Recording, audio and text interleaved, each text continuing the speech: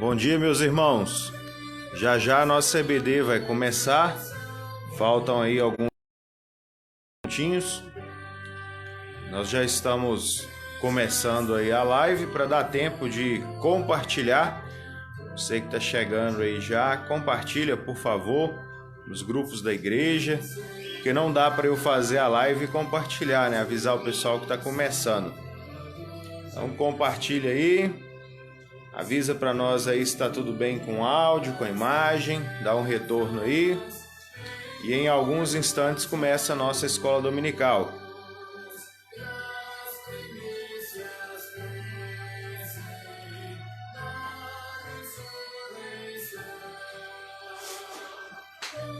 Bom dia para vocês.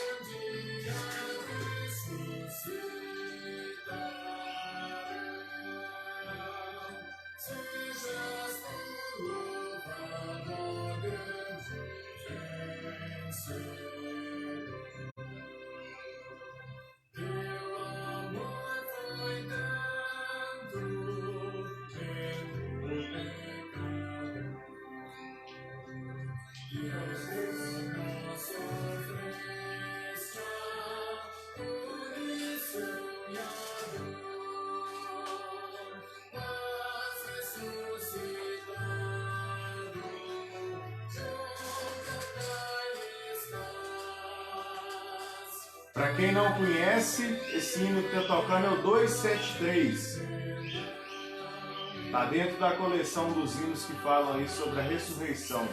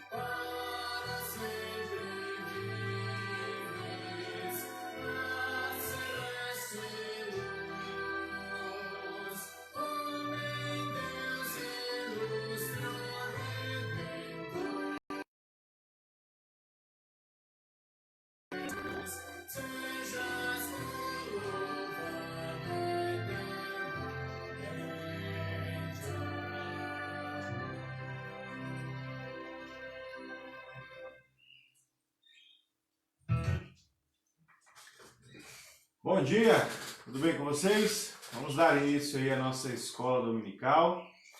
Que bom que você está aí acompanhando, que bom que Deus nos dá esta oportunidade de mais um domingo poder celebrar este momento enquanto igreja, esse momento de aprendizado, de crescimento, de fortalecimento no conhecimento do nosso Deus. Que bom! E hoje, um dia ainda mais especial, quando é lembrada de uma forma mais intensa o dia da ressurreição do nosso Senhor. A nossa Páscoa, a Páscoa cristã, não é esse dia, não é verdade? Embora se comemore e tudo mais, a Páscoa cristã se comemora todo domingo e mais especialmente na ceia. É a Santa Ceia do Senhor, que é a nossa Páscoa. Tanto que quando a gente vai estudar lá questão dos sacramentos, que tanto na antiga dispensação quanto na nova dispensação nós temos dois sacramentos. No Antigo Testamento, o sacramento de introdução na aliança era a circuncisão. Então todo israelita era circuncidado ao 8º dia, mostrando que ele pertencia ao povo de Deus. O nosso sacramento de introdução é o batismo. E o sacramento, vamos dizer assim, de manutenção, de continuidade, que sinalizava que a pessoa continuava ali participante da aliança, é a Páscoa. Então, assim como o israelita participava da Páscoa anualmente para, vamos dizer assim, renovar seus votos, renovar ali a sua aliança com o Senhor, sinalizar que ele continuava participante dela, A nossa é a ceia. Então a Páscoa cristã é a Santa Ceia, é a nova aliança. Lembra lá das palavras de Jesus, né? Esta é a nova aliança do meu sangue. Então, nesse dia a gente relembra de uma forma especial? Sim, não é errado não, mas nós não podemos perder de vista que todo domingo é dia de lembrarmos a ressurreição de Jesus e todas as vezes que nós celebramos a Santa Ceia, nós estamos celebrando a Páscoa cristã.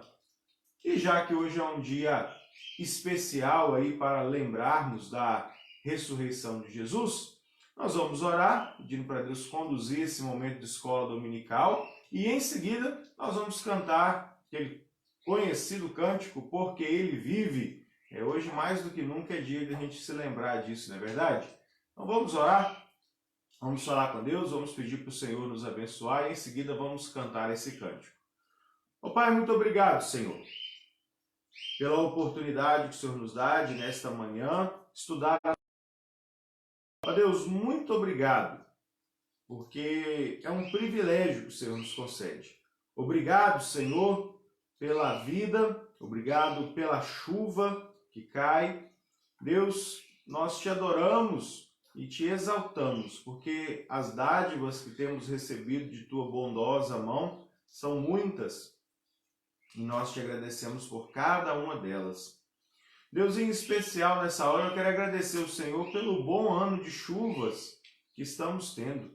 Quantas e quantas chuvas maravilhosas têm caído sobre a nossa cidade, sobre nossa região esse ano. E nós te agradecemos por isso. Pedimos ao Senhor que continue nos abençoando, cuidando de nós, e que nesse momento de estudo da palavra do Senhor, o Senhor nos conduza, o teu divino Espírito Santo nos direcione, nos ilumine a mente e o coração para dar a tua palavra como o Senhor deseja. Em nome de Jesus que nós oramos. Amém. Vamos cantar? Porque Ele vive.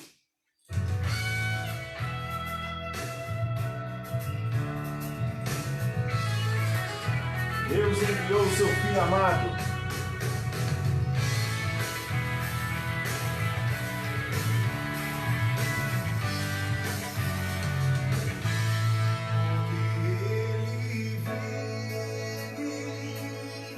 Posso crer no amanhã, porque Ele vive, temor não há, mas eu bem sei, eu sei que a minha vida nas mãos do meu Jesus.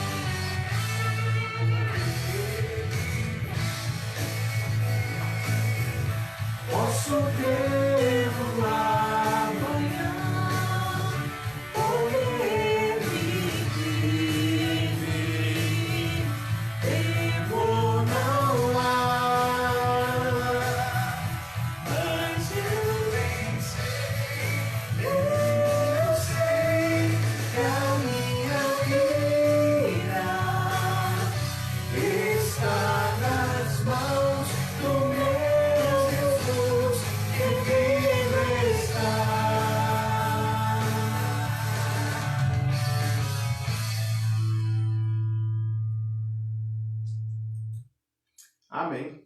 Nós cremos que verdadeiramente nosso Senhor Jesus vive, nós cremos que Ele reina e Ele nos conduz a estes momentos, né, de adoração, de aprendizado da palavra do Senhor. Abra sua Bíblia agora, nesse instante, no livro do profeta Isaías, capítulo 53. Isaías, capítulo 53, e nós leremos a partir do verso 4. Isaías 53, a partir do verso 4. Abra sua Bíblia aí. Eu espero, onde a gente faz a transmissão, a única coisa que eu estou vendo aqui é o celular. Nem a tela eu estou vendo, eu estou usando a câmera traseira, então nem o retorno eu vejo. Por isso que de vez em quando eu saio daqui e passo para o outro lado para ver como é que tá as coisas aí. A Vanessa está aqui comigo, o Estevão está aqui comigo, eu os vejo, mas eu não consigo ver você. Mas o culto é prestado ao Senhor. O Senhor, todos nós estamos estudando, é a palavra do Senhor, não é verdade? Quando nós cantamos para o Senhor. Então eu espero que, por exemplo, na hora dos cânticos, na hora dos hinos, você esteja cantando. Até porque se você estiver aí só ouvindo, a parte do som é bonitinho. Agora, se você for ouvir a mim, você está perdido, viu? Porque eu sou horrível para cantar. Eu sou desafinado até para tocar campainha. Então, que seja um momento que você está cantando também com a sua família, né? Se não estão fazendo assim, comece a fazer. Para que os momentos de louvor sejam de fato momentos de louvor e não apenas o momento de você escutar uma canção. Mas vamos lá, vamos ler Isaías 53, a partir do versículo 4. Você vai ler comigo, viu? Eu não quero que seja um monólogo de leitura, eu quero que você leia também aí no celular. Isaías 53, a partir do verso 4. Vamos juntos, hein?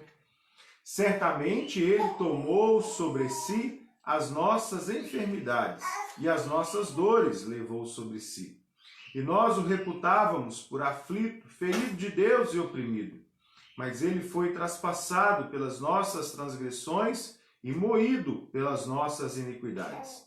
O castigo que nos traz a paz estava sobre Ele, e pelas suas pisaduras fomos sarados. Todos nós andávamos desgarrados como ovelhas, cada um se desviava pelo caminho, mas o Senhor fez cair sobre ele a iniquidade de nós todos. Ele foi oprimido e humilhado, mas não abriu a boca. Como cordeiro foi levado ao matadouro, e como ovelha muda perante os seus tosqueadores. Ele não... O juízo opressor foi arrebatado, e de sua linhagem, quem dela cogitou? Porquanto foi cortado da terra dos viventes por causa da transgressão do meu povo. Desculpa, olhei para a câmera e perdi a leitura. Porquanto foi cortado da terra dos viventes por causa da transgressão do meu povo, foi ele ferido. Designaram-lhe a sepultura com os perversos, mas com o rico esteve na sua morte, posto que nunca fez injustiça, nem dolo algum se achou em sua boca. Todavia ao Senhor agradou moê-lo, fazendo-o enfermar, quando der ele a sua alma como oferta pelo pecado. Verá a sua posteridade e prolongará os seus dias, e a vontade do Senhor prosperará nas suas mãos. Ele verá o fruto do seu penoso trabalho de sua alma e ficará satisfeito. O meu servo, o justo, com seu conhecimento, justificará a muitos, porque as iniquidades deles levará sobre si. Por isso eu lhe darei muitos como a sua parte, e com os poderosos repartirá ele despojo. Porquanto derramou a sua alma na morte, foi contado com os transgressores. Contudo, levou sobre si o pecado de muitos, e pelos transgressores intercedeu. Aqui, meu querido irmão, Isaías, de forma profética, está anunciando aquilo que o servo sofredor, nosso Senhor e Salvador Jesus Cristo, haveria de enfrentar por nós, como de fato enfrentou no Calvário, tomando sobre si as nossas culpas, os nossos pecados, e pagando por eles, vindo mesmo a morrer e ser sepultado. Tudo isso em cumprimento à lei, à palavra de Deus, tomando assim as nossas dores, as nossas aflições. E pelas suas pisaduras nós fomos sarados. Pela obra de Cristo nós temos a perfeita e completa redenção. E como essa obra foi perfeita e completa, o Senhor, atestando assim que Ele se agradou daquilo que seu Filho fez, Ele o ressuscitou ao terceiro dia. E nós vamos cantar agora um hino do nosso cenário, o hino de número 272. Hino 272. E nós vamos cantar esse hino, viu? Não vai ser eu cantando aqui e você ouvindo aí, não. Eu quero que você cante comigo. Hino 272. Abra aí seu hinário e vamos cantar.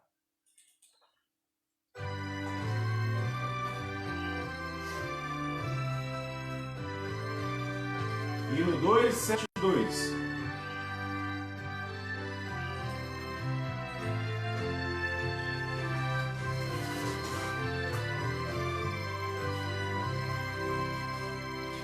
Cristo já ressuscitou, aleluia, sobre a morte triunfou, aleluia, tudo consumado está, aleluia, salvação de graça dá, aleluia.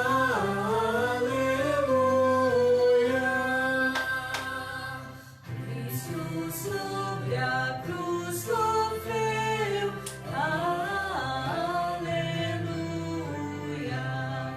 e por nós ali morreu, aleluia. Mas agora vivo está, aleluia, para sempre reinará, aleluia.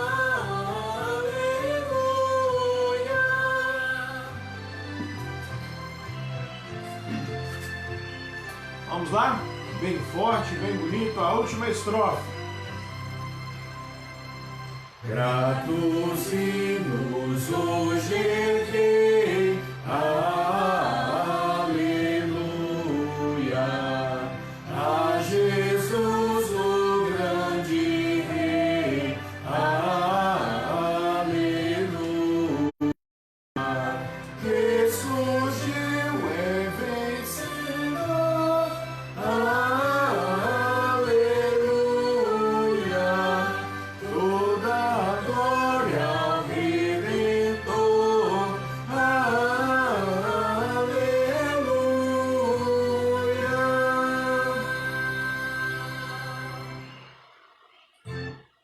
Amém. Ele é o nosso Redentor, ressurgiu, está vivo e reina pelos séculos dos séculos. Como eu compartilhei hoje mais cedo, no meu, tanto no Facebook quanto no status do WhatsApp, a manjedoura está vazia, a cruz está vazia, o túmulo está vazio, mas o trono não está vazio. Ele reina, ele está assentado no seu alto e sublime trono, reinando pelos séculos dos séculos. Vamos então passar o nosso estudo. Hoje nós continuaremos trabalhando aí com os ofícios de Cristo e o ofício sacerdotal caiu aí num ótimo dia, né? Quando nós vamos falar aí da obra expiatória do Senhor. Então, ao falar aí da crucificação, da ressurreição, da obra de Cristo na cruz, tem tudo a ver com esse dia aí da Páscoa, né? E com o estudo de hoje. Então, nós vamos manter o nosso roteiro de estudos normalmente e à noite nós traremos uma mensagem aí no culto à noite, falando aí sobre a ressurreição do nosso Senhor. Mas vamos lá, vamos aí para o nosso estudo de hoje. Vamos abrir as nossas Bíblias, primeiramente, na carta aos Hebreus, capítulo 5, versículos 1 a 9. Hebreus 5, 1 a 9. Esse é o texto que nós leremos. De todos os livros do Novo Testamento, Hebreus certamente é aquele que mais aborda este assunto sobre o sacerdócio de Cristo. Então, depois do nosso estudo, na parte da tarde, ou agora ainda pela manhã, enquanto você aguarda o almoço, se você quiser fazer uma ótima leitura, entender mais sobre a obra de Jesus enquanto sacerdote, pegue a carta aos Hebreus e leia ela toda. Você vai ver que tem muita coisa interessante aí. Mas vamos ler Hebreus capítulo 5, 1 a 9. Hebreus 5, 1 a 9. Diz assim: porque todo sumo sacerdote, sendo tomado dentre os homens, é constituído nas coisas concernentes a Deus, a favor dos homens, para oferecer tanto dons como sacrifícios pelos pecados. É capaz de condoer-se dos ignorantes e dos que erram, pois também ele mesmo está rodeado de fraquezas. E por esta razão deve oferecer sacrifícios pelos pecados, tanto do povo como de si mesmo. Ninguém, pois, toma esta honra para si mesmo, senão quando chamado por Deus, como aconteceu com Arão. Assim, também Cristo, a si mesmo, não se glorificou para se tornar sumo sacerdote, mas o glorificou aquele que lhe disse: Tu és meu filho, eu hoje te gerei. Como em outro lugar também diz: Tu és sacerdote para sempre, segundo a ordem de Melquisedeque. Ele, Jesus, nos dias da sua carne, tendo oferecido com forte clamor e lágrimas, orações e súplicas, a quem o podia livrar da morte, e tendo sido ouvido por causa da sua, embora sendo filho, aprendeu a obediência pelas coisas que sofreu, e tendo sido aperfeiçoado, tornou-se o autor da salvação eterna para todos os que lhe obedecem, tendo sido nomeado por Deus sumo sacerdote, segundo a ordem de Melquisedeque. Nesse momento nós vamos orar mais uma vez, pedindo a Deus para conduzir nosso estudo, mas também nós vamos orar pelas nossas famílias, como de costume nós fazemos, né? Toda escola dominical, a gente tem um momento aí de orar por uma família da igreja. E nesses dias de quarentena nós temos feito aí oração por todas as famílias da igreja. E também nós vamos orar pelos aniversariantes, de hoje até o próximo sábado. Então você que está nos assistindo aí, se faz aniversário hoje até o próximo sábado, coloca aí nos comentários: eu estou fazendo aniversário hoje, ou faço amanhã. Eu sei que a Alessandra faz hoje. O Facebook me avisou mais cedo. E a gente não está fazendo boletim, né? Então a gente fica meio perdido aí sobre os aniversariantes. Então, se você faz aniversário de hoje até o próximo sábado, coloca aí nos comentários, que nós vamos orar por vocês, os aniversariantes, e por todas as famílias da igreja. E também é aniversário de casamento, viu? Se você faz aniversário de casamento essa semana, coloca aí que nós vamos orar. Ó Deus, nessa hora que começaremos o nosso estudo bíblico, peço ao Senhor que nos ilumine e direcione em nome de Jesus, porque nós sabemos que sem a iluminação do Teu Espírito Santo, nós não produziremos nada útil aqui nesta manhã. Por isso nós te pedimos que o Senhor nos ajude. Também, ó Pai, pedimos ao Senhor que abençoe aqueles que completam mais um ano de vida nesta semana. Que o Senhor os abençoe, que o Senhor os fortaleça, que o Senhor os ensine cada dia mais a andar no bom caminho do Senhor.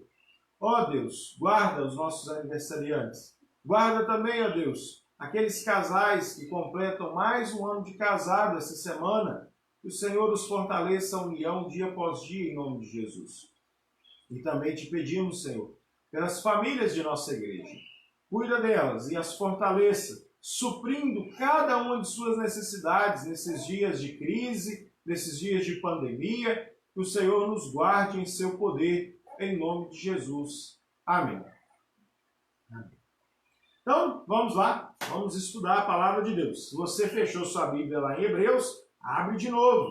Hebreus capítulo 5, especialmente o verso 1. Preste bastante atenção nesse verso 1 de Hebreus capítulo 5. Porque todo sumo sacerdote, sendo tomado dentre os homens, presta atenção, o sumo sacerdote é alguém tomado dentre os homens, ele é escolhido de dentre os homens, e ele é constituído nas coisas concernentes a Deus, a favor dos homens. Então, olha o que o autor aos Hebreus está dizendo. O sumo sacerdote é alguém escolhido dentre os homens. Ele não pode ser diferente dos homens. Ele tem que participar dessa natureza humana. E ele é escolhido, ele é retirado, ele é separado dos homens. E ele, então, é constituído concernente às coisas de Deus, mas não para Deus, mas a favor dos homens. O sumo sacerdote é alguém escolhido por Deus para servir a Deus em favor dos homens, para oferecer tanto dons como sacrifícios pelos pecados. Aqui, o autor aos Hebreus está falando do sumo sacerdote de uma forma, mas ele aplica isso de uma forma muito especial ao Senhor Jesus. Então nós vamos trabalhar esse tema aí, o sacerdócio de Jesus. Começando aí, lembrando, né, esses ofícios de Cristo são 3. Semana passada nós trabalhamos com o ofício profético, ou seja, o profeta é aquele que media de Deus para os homens, ou seja, quando Deus tinha que falar ao seu povo, ele escolhia um profeta e levantava um profeta no meio do seu povo, e o profeta então falava da parte de Deus aos homens, certo?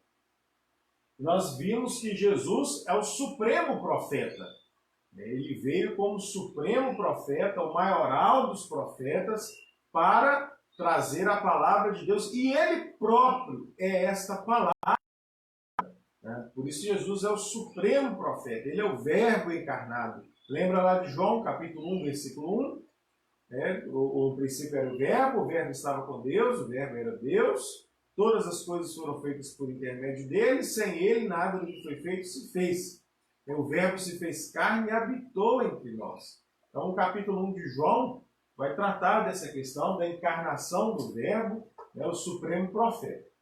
E hoje nós vamos falar desses ofícios aí, Jesus como sacerdote. Lembrando também que na criação, Deus criou a humanidade para sermos sacerdotes, profetas e reis. Deus nos criou com esse propósito.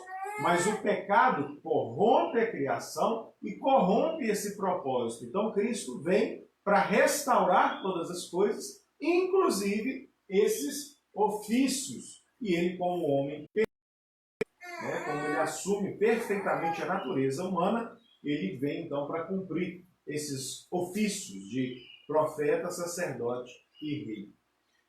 Hebreus, capítulo 5, 1 a 9, define aí esse trabalho do profeta para nós, o que o profeta deve fazer, e mostra que Jesus é esse sacerdote. Eu falei profeta, né? Desculpa. Hebreus define para nós aí esse perfeito sacerdote e mostra para nós que ele é Cristo. Então vamos lá. Prenúncios. O Antigo Testamento aponta para nós já que o Cristo haveria de ser profeta? Sim, com certeza. Vamos abrir a Bíblia nesses textos? Salmo 110, versículo 4. Isaías 53, nós já lemos na abertura da EBD, depois se você quiser pode ler, nós não leremos novamente. Tem Zacarias 3:8 e também Zacarias 6:13. Mas vamos lá, Salmo 110, primeiramente. Sabendo que todo o Antigo Testamento testemunha a respeito de Jesus, e o próprio Jesus fala isso, né? Que a lei, os profetas, tudo aponta para ele. Então, se tudo aponta para ele, nós temos que encontrar, então, no Antigo Testamento, esses prenúncios, né? De que Jesus seria esse sacerdote. E o Salmo 110 já fala sobre isso. Salmo 110, versículo 4.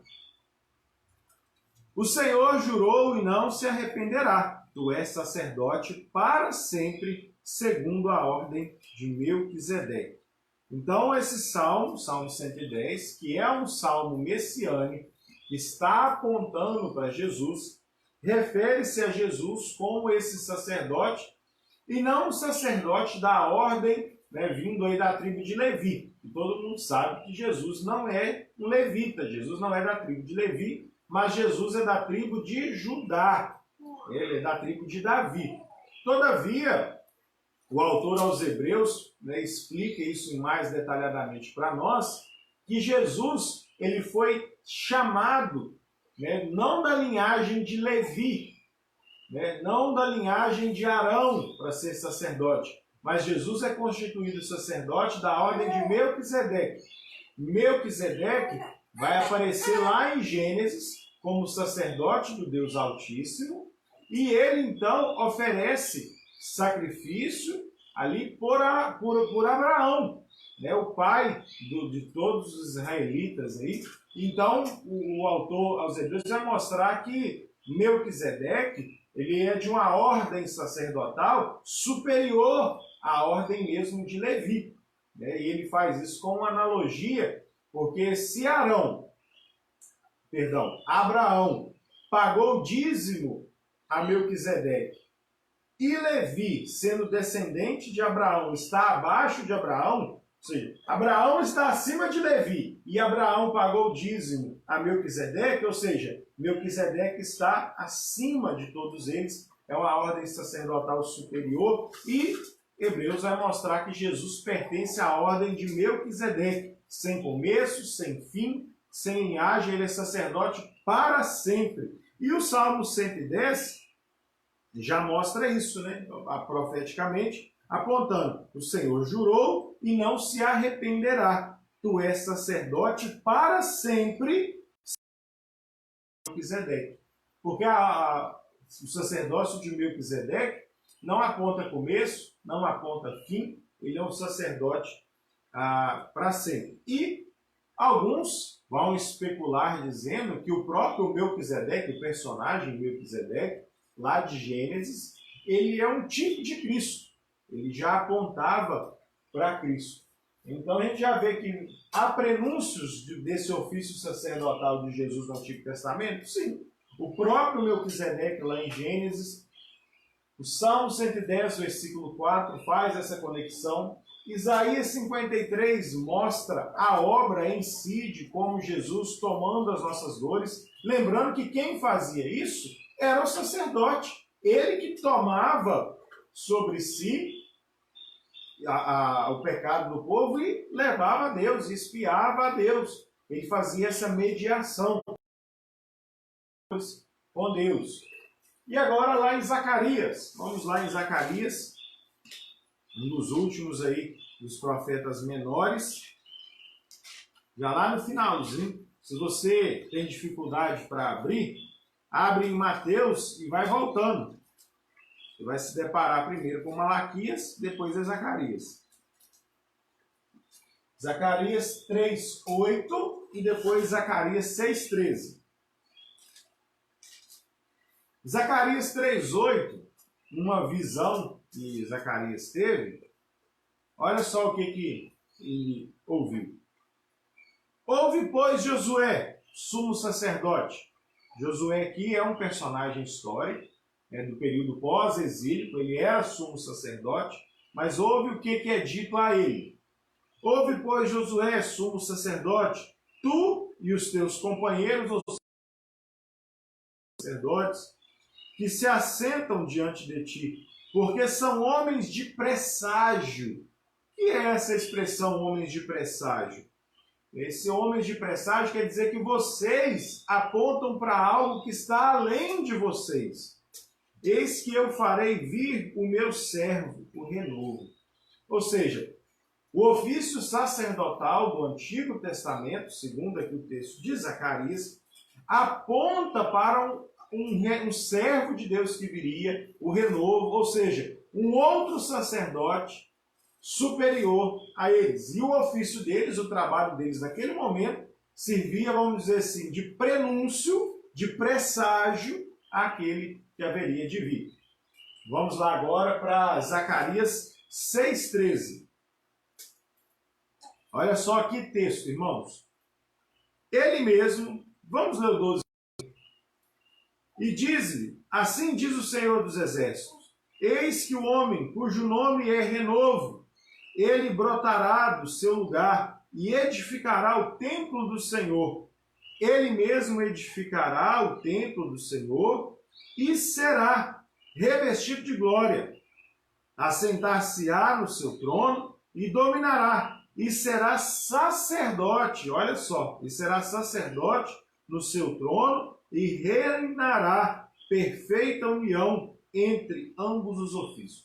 Aqui a profecia de Zacarias aponta que esse renovo, que é Cristo, virá e ele será sacerdote e não apenas. E aí já vem antecipando aí o estudo da próxima aula, né? Que Jesus também é o rei. Né? Em Jesus congrega aí os ofícios de profeta, sacerdote e rei. Hoje nós estamos falando do sacerdote.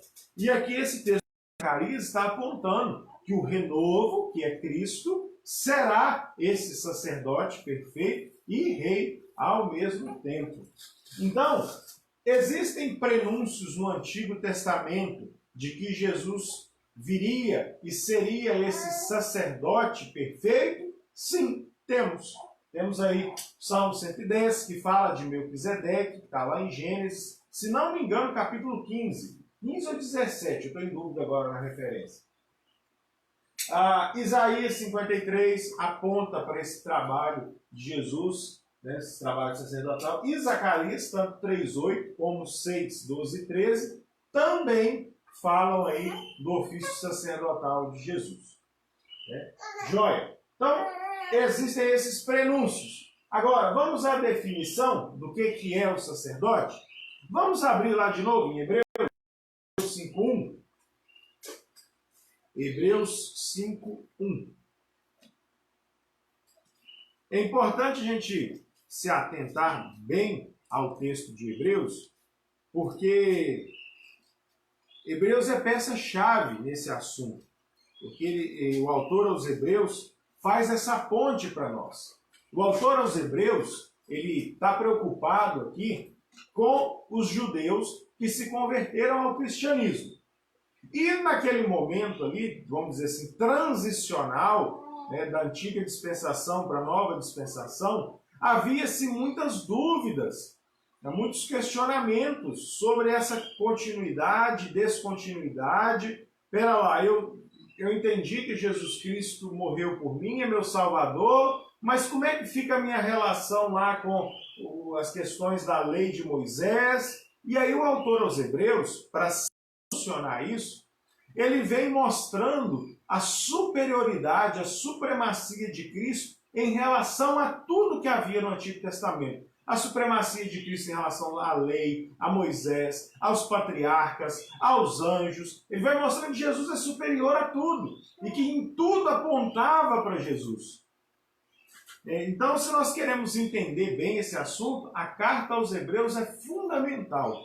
Fundamental. E Hebreus 5:1 vai definir para nós, né, de uma forma bem simples, de uma forma bem didática, o que é o sacerdote. Né? Olha aí de novo, Hebreus 5:1. Porque todo sumo sacerdote, todos eles, sendo tomado dentre os homens, então o primeiro ponto aí, o que é? Vamos definir, o que é o sacerdote? Ele é um homem comum, todavia escolhido dentre os demais homens. Lembra lá quando foi instituído o ofício sacerdotal das tribos? Deus escolhe a tribo de Levi, e do meio da tribo de Levi, Deus escolhe Arão e seus filhos para serem sacerdotes. Se você quiser entender assim mais detalhadamente, leia o livro de Levíticos. Leia o livro de Levíticos. Que inclusive, como eu falei há pouco de Hebreus possui uma conexão muito forte com o livro de Levíticos. Os dois devem ser estudados paralelamente. Um vai ajudar a esclarecer o outro. E lá em Levítico você vai ver esse preparo, essa consagração dos sacerdotes para o serviço santo. Então eles são escolhidos dentre os homens, são tomados dentre os homens. Então não é o próprio sacerdote que se escolhe. Ninguém se faz sacerdote. Ninguém se autoproclama sacerdote, como acontece hoje, sabe? Aqueles autoproclamados bispos, autoproclamados apóstolos, autoproclamados patriarcas, autoproclamados um monte de coisa, um monte de besteira que eles vão inventando aí. Então, o sacerdote no Antigo Testamento ele não se autoproclamava, ele era tomado dentre os homens, ele é constituído nas coisas concernentes a Deus, então ele é separado dentre os homens para servir a Deus a favor dos homens. Então, se o profeta, vamos recapitular aí um pouquinho da aula passada, né? Ele era um homem que falava da parte de Deus para os homens. Então, se a gente fosse pensar no profeta, o profeta seria uma setinha apontada para baixo, porque Deus está usando o profeta para falar aos homens. O sacerdote, por sua vez, é a setinha ao contrário.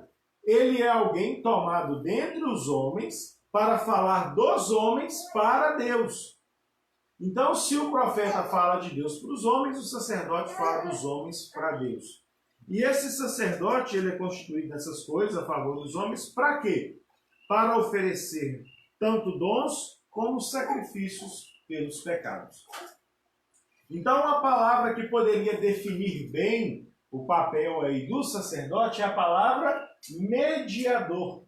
O sacerdote, então, é esse mediador dos homens para Deus. O sacerdote ele vai oferecer, então, essa mediação, ele vai oferecer o sacrifício. Compete ao sacerdote fazer expiação pelo pecado. Compete ao sacerdote abençoar o povo, reconciliar o povo com Deus. Por isso que os sacerdotes do Antigo Testamento, como nós lemos lá em Isaías 8, ele é um homem de presságio, ele está apontando para aquilo que Cristo faria. Eles já estão tipificando no exercício do seu ofício sacerdotal aquilo que Jesus faria por nós, ou melhor, já fez, né? Falando no sentido lá do Antigo Testamento. Né? Então, definindo aí, o que é o sacerdote? Ele é esse mediador tomado dentre os homens. Então, para ser sacerdote, ele tinha que ser homem. E aí, nós já estudamos isso, né, dias para trás aí, das naturezas do Redentor. Nós falamos que Jesus é 100% homem e 100% Deus. Por que Jesus precisava se encarnar, precisava ser gerado, a natureza humana dele, gerada ali no ventre de Maria e nascer como qualquer um de nós? Para ser sacerdote, para ocupar esse papel de mediador entre os homens e Deus, Jesus precisava assumir em 100% a natureza humana. Do contrário, ele não estaria apto para exercer o sacerdócio. Eu gosto de ilustrar o papel do sacerdote com o papel do embaixador. Para alguém ser embaixador do Brasil na França, por exemplo, ele precisa ser brasileiro. Como que o presidente do Brasil vai escolher um australiano para ser embaixador do Brasil na França? Não faz sentido. Porque o australiano não partilha da nossa nacionalidade. Então o sacerdote, para ele representar os homens diante de Deus, ele tinha que ser primeiramente um ser humano. Né? Então Jesus, por isso, assume em 100% a natureza humana para ser o nosso mediador. E assim, então, executar essa obra sacerdotal diante do Pai. Ok? Entendido aí a questão da definição?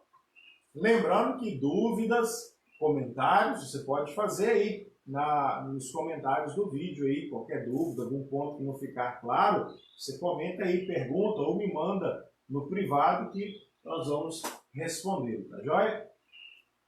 Então, feito aí, prenúncio do Antigo Testamento, já mostramos que o Antigo Testamento já apontava que o Messias, o Cristo, haveria de ser sacerdote. Entendemos o que é esse papel do sacerdote, é ser mediador. E agora nós vamos aprender um pouco sobre a obra sacrificial e a obra intercessória, que são as obras aí que o sacerdote executa, e em especial Jesus enquanto sacerdote.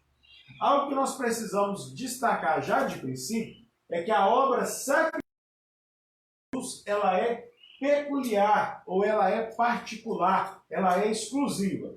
Eu vou explicar por quê. O sacerdote, no Antigo Testamento, quando ele ia oferecer sacrifício, o que ele fazia? Ele tomava uma vítima, ou seja, um cordeiro, um novilho, um bode, uma pombinha, enfim, ele sacrificava algum animal. Todas as vezes que o sacerdote entrava no Santíssimo Lugar para fazer expiação pelos pecados, ele não entrava com o seu próprio sangue. O sacerdote imolava a vítima, o cordeiro, recolhia o seu sangue e entrava no Santíssimo Lugar ou diante do altar do sacrifício e ali oferecia. Então o sacerdote, ele poderia oferecer, entre os tipos de sacrifício que tinha, sacrifício pelo pecado. Quando alguém cometia pecado e ia diante do sacerdote, ele apresentava ali o cordeiro ou o novilho, seja lá o animal que fosse, conforme as suas posses. Ele apresentava este animal, colocava a sua mão sobre a cabeça do animal, confessava ali o seu pecado. Ao fazer isso, era como se o pecado estivesse sendo transferido do culpado, do pecador, para aquele animal. Naquele instante, o animal era degolado e o sangue recolhido. E esse sangue era aspergido, borrifado sobre o altar, e assim o pecado daquela pessoa era expiado. Lembra? Sem derramamento de sangue não há remissão de pecados. Então, sempre que alguém pecava, uma vítima precisava morrer. Assim os sacerdotes faziam, né? Sacrifício pela culpa, pela expiação, sacrifício de consagração, oferta pacífica, todos esses aqui, algum animal morria. Alguém era sacrificado, alguém, um animal, né? Não sacrifícios humanos. Alguém morria para pagar por esse pecado, para expiar, enfim. Em que difere então o sacrifício de Jesus? Porque ele é peculiar. Porque no caso de Jesus, Jesus não foi sacerdote oferecendo um novilho, mas Jesus, ele foi tanto sacerdote quanto a vítima. Jesus foi tanto o sacerdote quanto o sacrifício. Enquanto sacerdote, Jesus não apresentou uma vítima, ele fez a vítima. Ele apresentou a si mesmo, ele derramou o seu próprio sangue no lugar de nós, os pecadores. Então, a obra sacrificial de Jesus, ela se distingue da obra de qualquer outro sacerdote, porque ele apresentou a si mesmo. Ele se fez pecado em nosso lugar. Lembra lá de Isaías 53?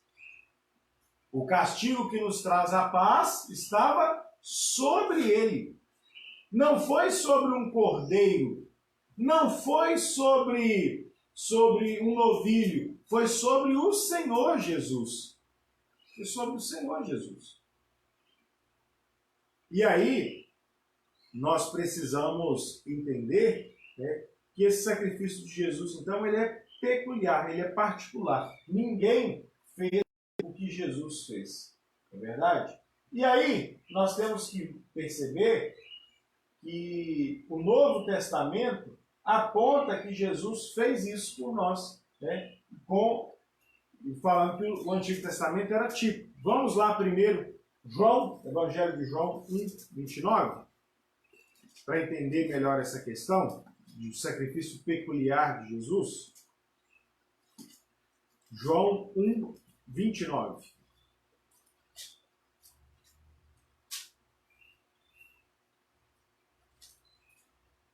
Antes de ler o texto, irmãos, você que está assistindo a aula, eu tenho usado toda a escola dominical esse quadro aqui. No vídeo, para mim aqui, quando eu olho na tela aqui, tá nítido, dá para ler. Eu queria saber se para vocês aí em casa tá dando para ler o que está aqui. Tá? Se tiver ruim, eu vou aumentar a letra, eu vou trocar a caneta, eu vou trocar até o quadro, se for o caso, para melhorar isso para vocês, tá? Eu acho importante ter um recurso escrito, visual também, para ajudar aí na aula. Então bota aí no comentário, tá bom, pastor, tá dando para ler, ou então, pastor, não tá dando para ler nada, não dá para só ver uma mancha, que aí eu vou saber o que eu faço aqui, tá joia? E aceito sugestões também. Mas vamos lá, João 1, 29. No dia seguinte viu João Batista, a Jesus, que vinha para ele e disse: eis o Cordeiro de Deus que tira o pecado do mundo. Aqui, amados, Jesus está sendo comparado ao Cordeiro, E há uma conexão aqui direta com Isaías 53. Jesus como este, que assume o nosso pecado. Comparando Jesus aqui em João 1, 29, com esse Cordeiro de Deus que tira o pecado do mundo. Ou seja, o sacrifício de Jesus, a obra sacerdotal de Jesus, ela é peculiar, porque Jesus assume não só o papel de sacerdote, de quem apresenta um sacrifício, mas ele próprio é o sacrifício.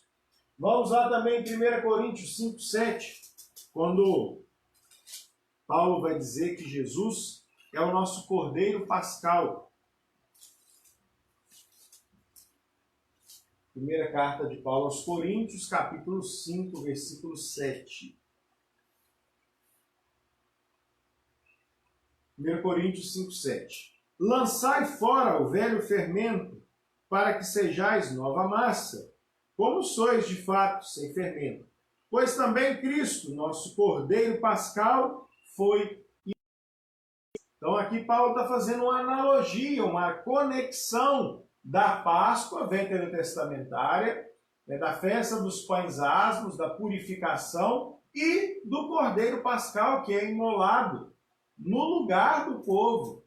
O sangue do Cordeiro é derramado, é aspergido sobre as vergas das portas, mostrando que uma vítima já morreu, e assim então ela expia os pecados do povo. E aqui Paulo está dizendo para nós claramente aí, de forma inequívoca, que Jesus é o nosso Cordeiro Pascal. Ou seja, Jesus é a nossa Páscoa, a obra de Cristo.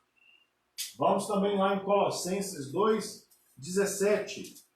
Colossenses capítulo 2, verso 17.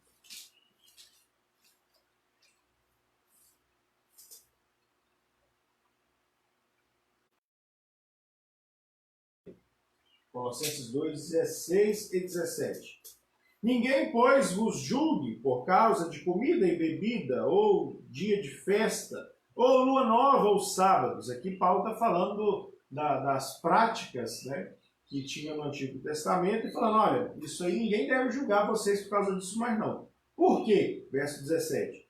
Porque tudo isto tem sido sombra das coisas que haviam de vir, porém o corpo é de Cristo. Ou seja, todo o sistema sacrificial do Antigo Testamento, e havia todos esses tipos de sacrifício aqui, pecado, culpa, expiação, consagração, oferta pacífica, tudo isso apontava para quem? Para o próprio Cristo.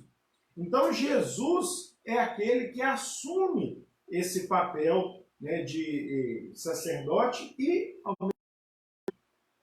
de sacrifício em nosso favor. E ainda nós vamos ler mais um texto, que não está anotado aqui, que é Hebreus 9. Hebreus 9, 23 a 28. Hebreus 9, 23 a 28.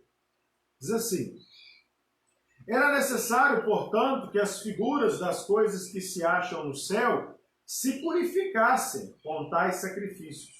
Mas as próprias coisas celestiais, com sacrifícios a eles superiores, Porque Cristo não entrou em santuário feito por mãos, figura do verdadeiro, porém, no mesmo céu, para comparecer agora por nós diante de Deus.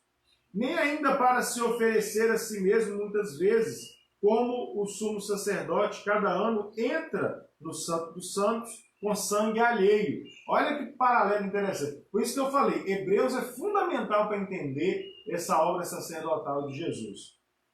Vou ler de novo o 25.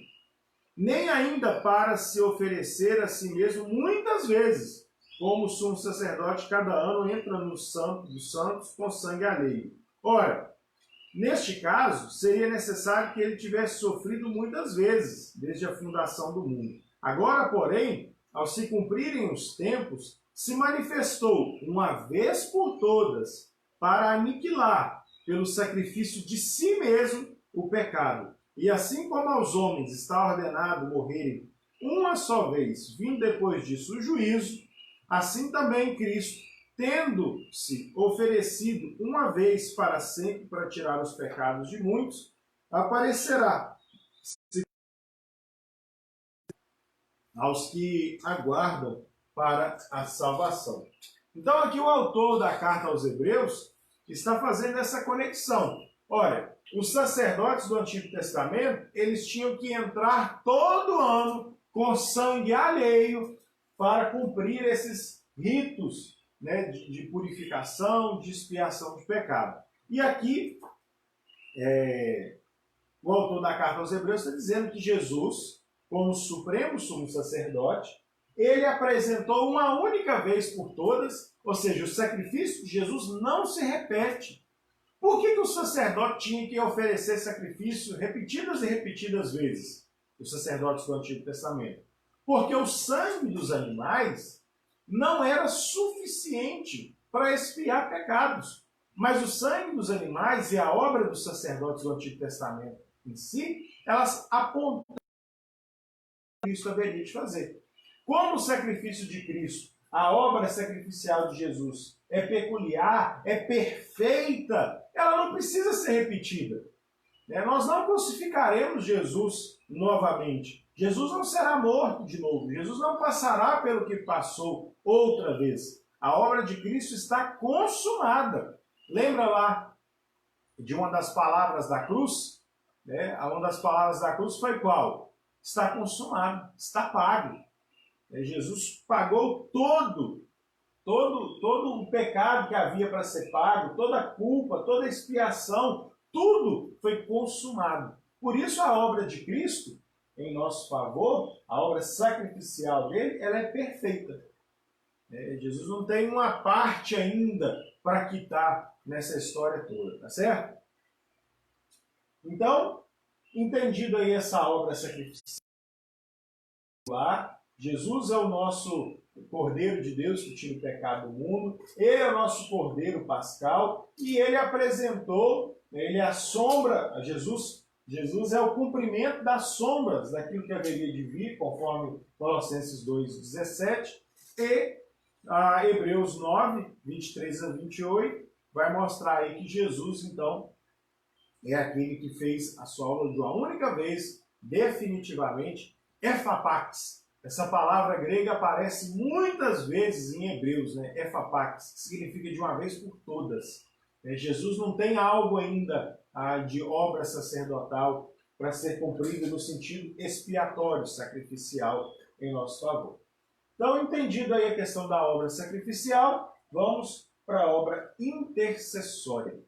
E aqui, de cara, é importante lembrar que a obra de intercessão ela é baseada na obra sacrificial.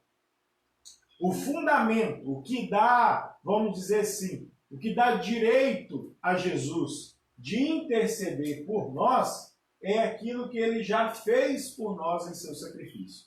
Então, a base da intercessão é o sacrifício. Nós vamos entender um pouco dessa obra intercessória de Jesus. Vamos lá.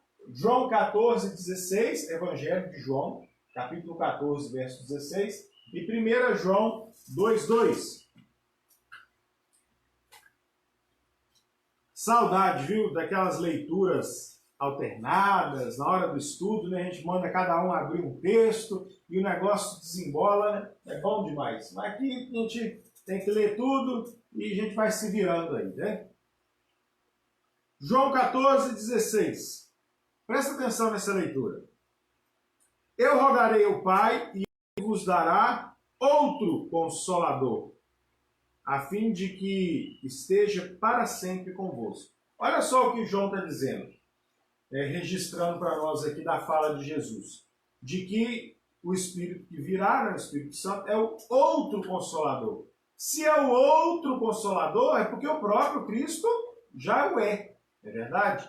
E a palavra outro aqui no grego, ela pode ser outro de outro totalmente diferente. Existem duas palavras que podem ser traduzidas por outro. Mas outro igual. Por exemplo, eu poderia dizer assim: Vanessa, traga outra antena para mim. Aí ela poderia vir com a antena parabólica. É outra totalmente diferente, né? Mas a palavra que aparece aqui, traga outro, vou dar outro Consolador, seria outro dessa aqui, ó, retrátil, fininha, pequenininha, compacta e tal. Então a palavra outro aqui não é a palavra de outro diferente, mas é de outro igual. Então quando Jesus diz aqui que virá outro Consolador, significa que ele e o que viria partilham dessa mesma essência, dessa mesma substância. E os dois, então, são consoladores. E a palavra que aparece para nós aqui, que aqui está traduzida como consolador, é a palavra paráclito, ou paracletos, que lá em 1 João 2,2, primeira carta de João, 1 João 2,2, abre lá. Leia aí na sua Bíblia, seja como os bereanos, acompanhe. 1 João 2,2.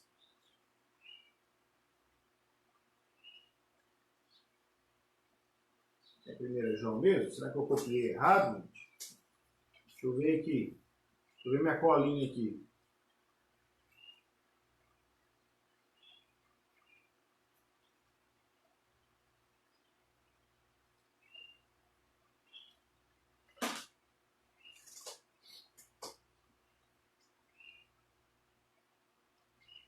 Ah, sim. Não é o 2, é o 1. E o 2 também. Errei por pouco. Filhinhos meus, essas coisas os escrevo para que não pequeis. Se todavia alguém pecar, temos advogado junto ao Pai, Jesus Cristo justo. Ele é a propiciação pelos nossos pecados, e não somente pelos nossos próprios, mas ainda pelos do mundo inteiro. A palavra que foi traduzida aqui para nós como advogado,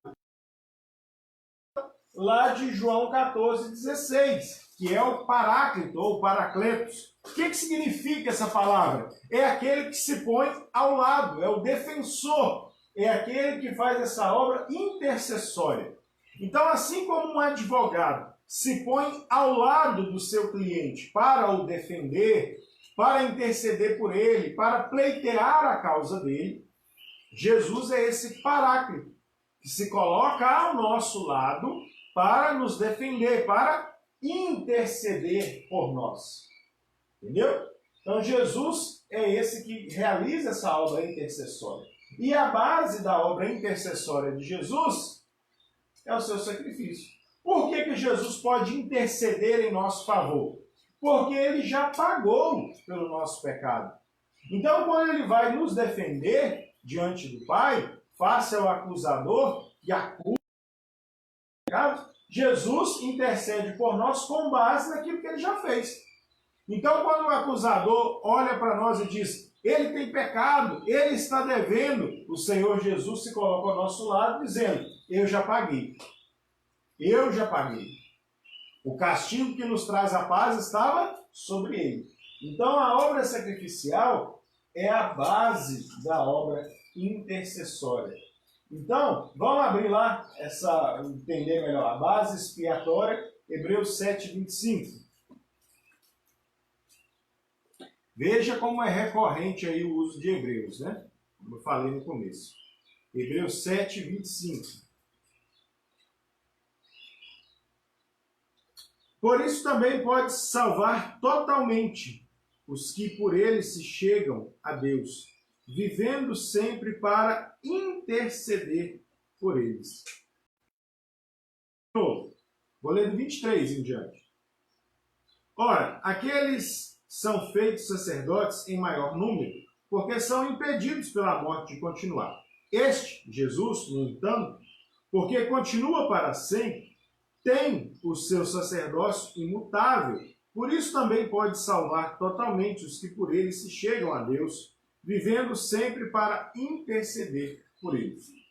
Então, a base expiatória é que Jesus, como nosso sacerdote, vive eternamente e ele realizou o sacrifício perfeito. Então, Jesus está continuamente intercedendo em nosso favor. Jesus continuamente está realizando essa obra intercessória por nós. Então, Jesus apresenta essa obra de contínuo.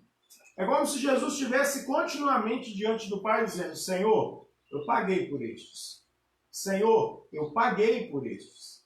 Senhor, eu paguei por estes. Ele está lá continuamente apresentando aquilo que ele fez em nosso favor. Essa é a base. Então ele não tem que ficar repetindo isso, porque ele é sacerdote para sempre. Repetindo essa obra sacrificial. Ela é feita efapax, de uma vez por todas. E assim, então, ele intercede por nós. Agora, qual a extensão dessa obra intercessória? Sobre quem ela se aplica? A quem ela se aplica? Ao mundo todo? Todas as pessoas? E aí entra num ponto interessante. Porque alguns vão falar: não, Jesus morreu por todos. Todas as pessoas do mundo. Jesus pagou por isso. Por elas, todas. Será? Pagou. Pensa comigo. Se Jesus pagou pelo pecado de todo mundo, todos, é justo alguém ir para o inferno? Jesus já pagou a dívida. Pensa um pouco. Eu paguei lá a minha conta de luz. Ela está paga. Se a concessionária vir me cobrar de novo aquela mesma nota, você paga? Eu não pago. Já foi pago. Não é verdade? Você vai pagar 2 vezes a mesma conta? Óbvio que não. Então, se Jesus, como alguns defendem, essa obra sacrificial foi por todos e ele intercede por todos, é justo alguém ir para o inferno? Eu diria que não. Mas a Bíblia nos diz que terão condenados. Ela já nos diz que condenados no inferno. Então, se muitos estão condenados no inferno, quer dizer que Jesus não pagou por eles. Se Jesus não pagou por eles, Jesus também não intercede por eles. Olha que interessante. Vamos lá em Romanos 8, 29.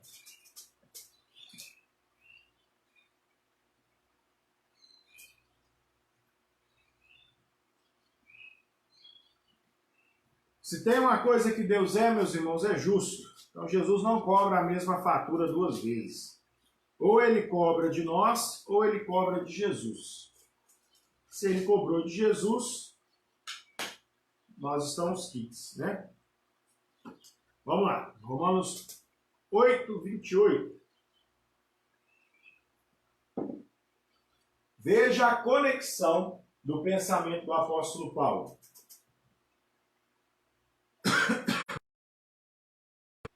Sabemos que todas as coisas cooperam para o bem daqueles que amam a Deus, daqueles que são chamados segundo o seu propósito. Agora veja a conexão. Porquanto aos que de antemão conheceu, também os predestinou, para serem conformes à imagem do seu Filho, a fim de que ele seja o primogênito entre muitos. E aos que predestinou, veja que está conectado. Paulo está amarrando uma ideia na outra.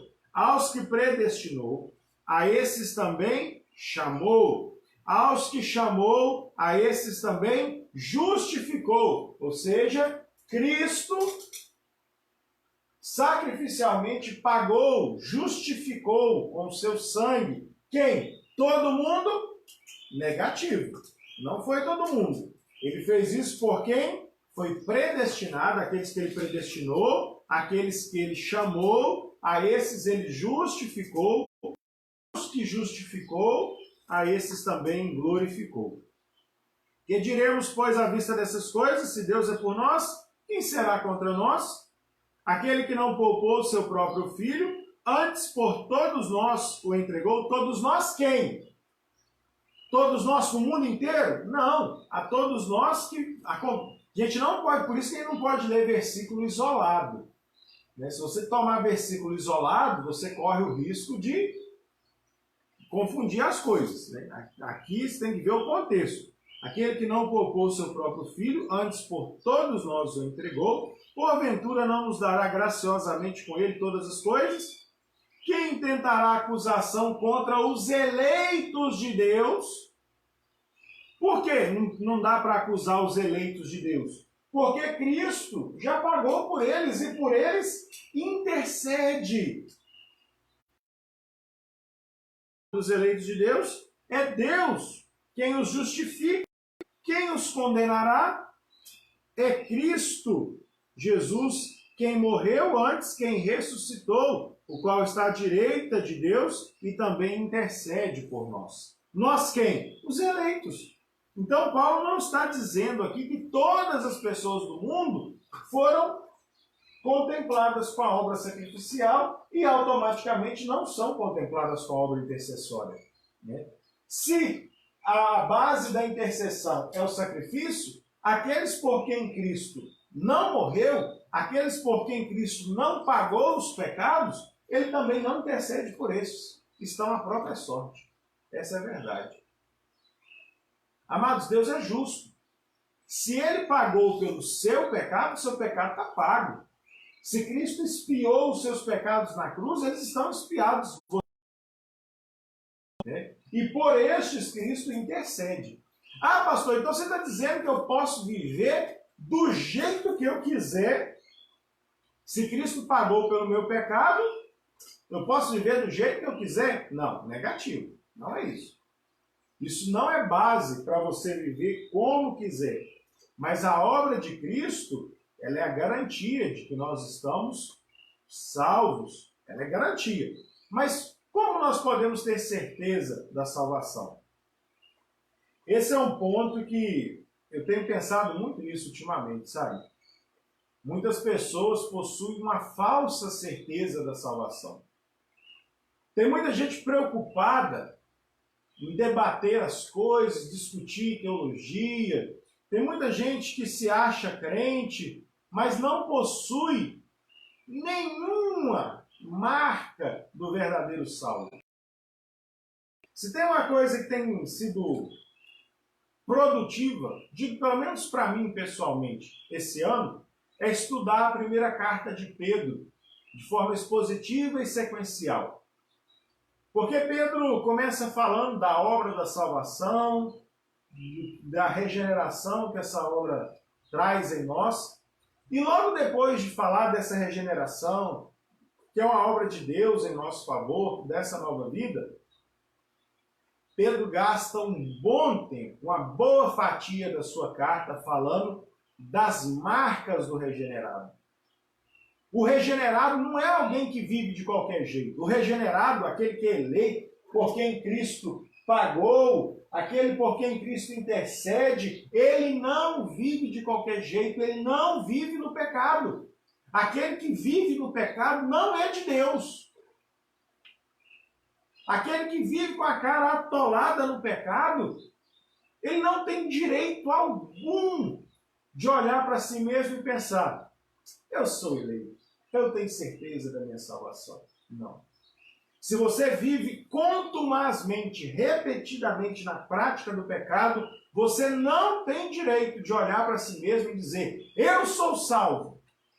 Porque uma das marcas do verdadeiro salvo, do eleito, daquele por quem Cristo pagou e por quem Cristo intercede, é o anelo, é o desejo pela santidade. Ele batalha ferrenhamente pela santidade. E como o Salmo 119 diz, né, vai ser o reflexo do verdadeiro regenerado. Oh, como eu amo a tua lei! Oh, como eu tenho prazer em fazer a vontade de Deus! Oh, como eu amo atender a vontade de Deus!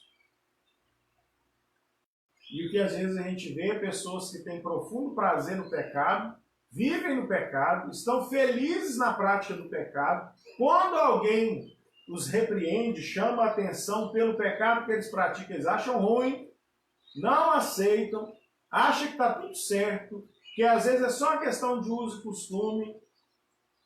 Como que uma pessoa dessa pode ter certeza de salvação?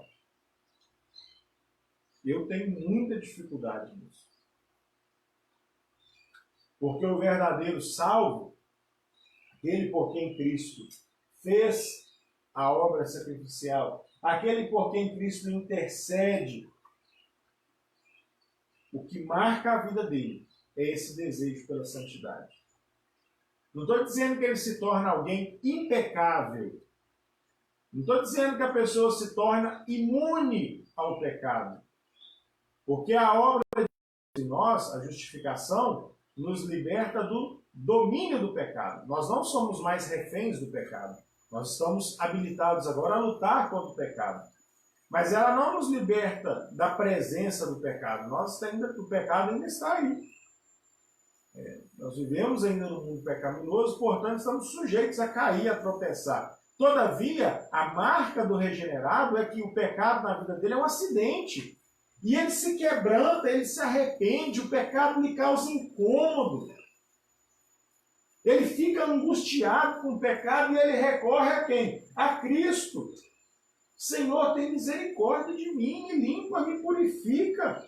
Eu caí, eu pequei. Agora o sujeito está pecando, está feliz no pecado. Ele está como um porco na lama. E está satisfeito com aquilo não incomoda ele. Como que ele pode olhar para si mesmo e falar: ei, eu sou salvo, eu sou eleito? Você está feliz no pecado? E é eleito? Eu tenho muita dificuldade com isso. Na verdade, eu não vejo base bíblica nenhuma para alguém que se deleita no pecado reivindicar: eu sou eleito, eu sou salvo, e eu tenho certeza da minha salvação. Se você pensa que tem, reveja suas convicções, se elas possuem fundamento bíblico. Tá? Não vá no achismo. Não embarque no achismo. Embarque no biblicismo, fundamento escriturístico para as nossas convicções. Então, a extensão da intercessão de Cristo é o quê? Sua obra sacrificial. Ou seja, aqueles por quem Cristo pagou os pecados, ele também por estes intercede. Então, se Cristo pagou pelo seu pecado, ele intercede. Ele é o seu mediador entre ti e o Senhor. Então, amados, concluindo aqui, arrematando, recapitulando e concluindo nosso estudo. Jesus tem os seus ofícios, e entre esses ofícios está o ofício de sacerdote. Hebreus, capítulo 5 a 9, vai definir o que é esse ofício sacerdotal e vai mostrar para nós que Jesus é o perfeito sacerdote. Os sacerdotes eram como pecadores, eles morriam, eles tinham que oferecer primeiro sacrifício por eles mesmos, para depois oferecer sacrifício pelos outros, mas Jesus, sendo o perfeito sacerdote, ele não precisou oferecer sacrifício por si, antes ele se fez o sacrifício por todos nós. O Antigo Testamento já tinha ali o prenúncio, no Salmo 110, Isaías 53, Zacarias 3, de que Jesus viria e ele seria esse sacerdote perfeito. O ofício sacerdotal é definido aí pela palavra mediador, ou seja, Cristo é mediador entre os homens e Deus. E a obra sacrificial de Jesus é peculiar. Por que ela é peculiar? Porque Jesus é o único sacerdote que ofereceu a si mesmo como sacrifício. Enquanto todos os outros sacerdotes ofereciam ali uma vítima, um cordeiro, um novilho, um animal qualquer, o sangue de algum animal é derramado, Cristo se fez o sacrifício. Então, por isso que a obra dele é peculiar, ela é única e ela não se repete. E nós vemos que o Novo Testamento mostra que o Antigo Testamento apontava já para a obra de Cristo, ou seja, Jesus é o Cordeiro de Deus, que tira o pecado do mundo, Jesus é o nosso Cordeiro Pascal, Jesus é a verdade daquilo que as sombras do Antigo Testamento apontavam. E a obra intercessória que Jesus realizou por nós é baseada no seu sacrifício. Ele é o Paráclito, aquele que se põe ao nosso lado, ele é o nosso advogado, ele é o nosso defensor, nosso consolador, que intercede por nós. A sua base, então, a base da sua expiação é a sua obra e a extensão dessa obra intercessória é aquilo que ele já fez por nós. Portanto, Jesus é o nosso perfeito sacerdote. Nós não temos outro sacerdote. Entenda uma coisa, irmão. Pastor não é sacerdote. Não existe sacerdote hoje mais, né? Padre também não deveria se chamar sacerdote. Não, de jeito nenhum. Porque só existe um sacerdote, que é Cristo. Cristo é o supremo sumo sacerdote. Não há outro mediador entre nós e os homens. Não há outro. É só Jesus que está habilitado para ser nosso mediador. Então, santo nenhum pode ocupar o lugar que Jesus ocupa, padre nenhum pode ocupar o lugar que Jesus ocupa, porque Jesus é aquele que ofereceu o verdadeiro sacrifício em nosso lugar. Jesus é aquele que fez o sacrifício em prol de você, de mim e de todos nós. Então Jesus é a nossa Páscoa. Páscoa não é um cordeirinho imolado e o sangue passado na porta. Pode ter sido a Páscoa dos hebreus. A passagem do anjo que passou sobre o Egito, ferindo os primogênitos. Isso pode ser a Páscoa dos egípcios, dos hebreus. Mas a Páscoa cristã, Jesus, o Cordeiro Pascal nosso, é Jesus. E o seu sangue foi vertido na cruz. E esse sangue é a base da intercessão de Jesus em nosso favor. Certo, queridos? Então, Jesus é o nosso sacerdote. Por isso que nós oramos em nome de quem? De Jesus. Por isso que Jesus ensinou, todas as vezes que forem orar, devem pedir em meu nome. Porque somente Jesus é esse mediador. É um só mediador entre Deus e os homens, a saber, Jesus Cristo, o homem, como Paulo vai dizer lá na sua carta a Timóteo. Então, amado, que Deus te abençoe, que Deus te dê um ótimo domingo. Jesus é o nosso supremo sumo sacerdote, que se fez Cordeiro de Deus para tirar os pecados do seu povo, pelos quais intercede diante do Pai, perdoando-lhes os pecados e mediando as bênçãos em nosso favor. Então, Jesus é a nossa verdadeira Páscoa. E nós celebramos essa Páscoa todas as vezes que nós participamos da Santa Ceia do Senhor.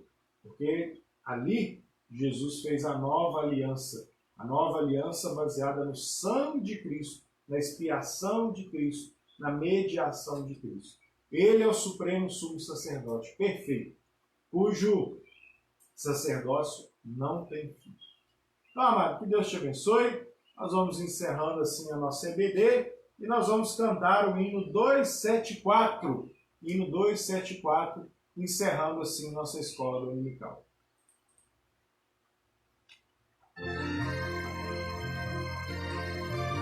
Hino 274.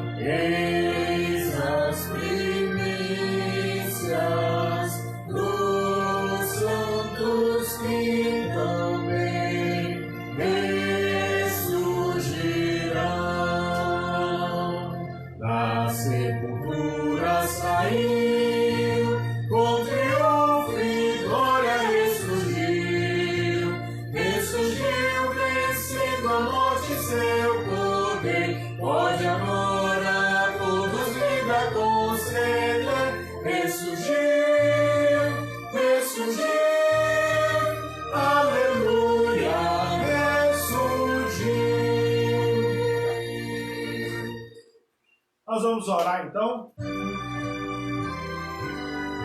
encerrando nossa escola dominical. Vou pedir a Vanessa para fazer essa oração, encerrando nossa EBD.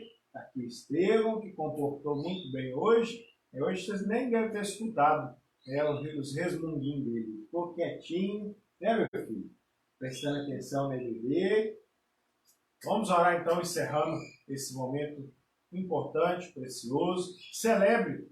Hoje é um dia especial para celebrarmos a vida, a ressurreição de Jesus. E logo mais, às 7 horas, estaremos juntos para prestar culto a Deus, embora de uma forma diferenciada, aí, distantes, mas estaremos celebrando a vida que o Senhor Jesus tem nos dado. Vamos orar?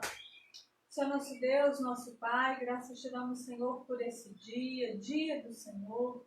Muito obrigado, Pai, pela oportunidade que tivemos nessa manhã de meditar na Tua Palavra, aprender um pouco mais, Senhor, sobre os Seus ofícios. Muito obrigado, Pai, porque o Senhor se entregou por nós, o Senhor morreu naquela cruz a nós. Muito obrigado, Pai, porque somente o Senhor seria capaz desse sacrifício perfeito. Nós não merecemos, reconhecemos isso e clamamos ao Senhor que nos ajude, Pai, a viver uma vida reta, uma vida que agrade ao Senhor a cada dia. Continue, Pai, abençoando as nossas vidas, os nossos lares e ao longo desse dia, Pai, trazendo a nossa memória, nos fazendo lembrar, Senhor, desse sacrifício, que nós possamos buscar viver de forma digna, Pai, do Teu Evangelho. Amém. É isso que nós pedimos, oramos, graças por tudo, no nome santo de Jesus que nós oramos. Amém. Amém. Antes de encerrar, só te lembrar aqui que você que é membro da igreja, e lembrando que a igreja, embora não esteja tendo os trabalhos presenciais, continua tendo aí as suas despesas, né?